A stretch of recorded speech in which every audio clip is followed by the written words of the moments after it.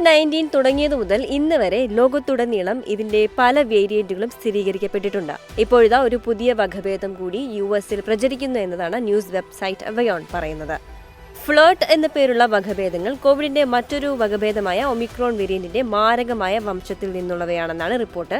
കഴിഞ്ഞ വർഷം വിന്റർ സീസണിൽ COVID-19 കേസുകളുടെ വർധനവിന് കാരണമായ JN1 വംശത്തിൽ നിന്നാണ് ഈ വകഭേദങ്ങൾ വന്നതെന്ന് പറയപ്പെടുന്നു.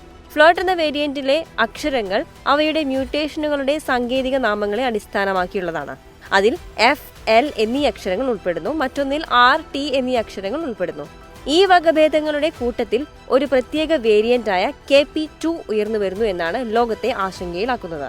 US center for disease control and പ്രിവെൻഷനിൽ നിന്ന് ശേഖരിച്ച ഡേറ്റ പ്രകാരം ഏപ്രിൽ 27 വരെയുള്ള കാലയളവിൽ 2 ആഴ്ചക്കിടെ KP2 പുതിയ കേസുകൾ 25% ഉണ്ടെന്നാണ് കാണിച്ചിരിക്കുന്നത്. എന്നിരുന്നാലും KP11 പോലെയുള്ള മറ്റ് ഫ്ലേർട്ട് വകഭേദങ്ങൾ യുഎസിൽ ഇതുവരെയും വ്യാപകമായിട്ടില്ല. റിപ്പോർട്ടുകൾ പ്രകാരം ഗവേഷകർ ഇപ്പോഴും ഫ്ലേർട്ട് എന്ന വേരിയന്റുകളെ കുറിച്ച് പഠിക്കുകയും കൂടുതൽ വിവരങ്ങൾ ശേഖരിക്കുകയും ചെയ്യുകയാണ്.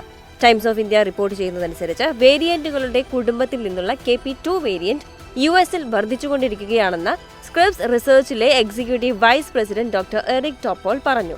എന്നാൽ ഇത് വലിയ രീതിയിൽ അപകടകരമാണോ എന്ന് പറയാൻ സമയമെടുക്കുമെന്ന് അദ്ദേഹം കൂട്ടിച്ചേർത്തു. കോവിഡ് കേസുകളിൽ വർധനവ് ഉണ്ടാകാൻ സാധ്യതയുണ്ടെങ്കിലും KP2 വലിയ അപകടമല്ലെന്നാണ് പ്രാഥമിക നിഗമനം. ജപ്പാനിലെ ഗവേഷകർ നടത്തിയ സമീപകാല പഠനത്തിൽ KP2 JN1നേക്കാൾ അനുപാത കുറവാണെന്ന് കണ്ടെത്തിയിട്ടുണ്ട്. ഈ സംഭവ വികാസങ്ങൾ മുൻനിർത്തി ലോകാരോഗ്യ സംഘടന അതായത് WHO ഭാവിയിലെ COVID-19 വാക്സിൻ ഫോർമുലേഷനുകൾ JN1 വംശത്തെ അടിസ്ഥാനമാക്കിയുള്ളതായിരിക്കണമെന്നാണ് പറഞ്ഞിട്ടുള്ളത്. ഫ്ലേർട്ട് എന്ന പുതിയ വകഭേദവും രൂപപ്പെട്ട ഈ അവസ്ഥയിൽ വൈറസ് പരിവർത്തനം തുടരുന്നതിനാൽ വാക്സിനുകൾ ഫലപ്രദമാണെന്ന് ഉറപ്പാക്കാനാണ് WHO ലക്ഷ്യമിടുന്നത്.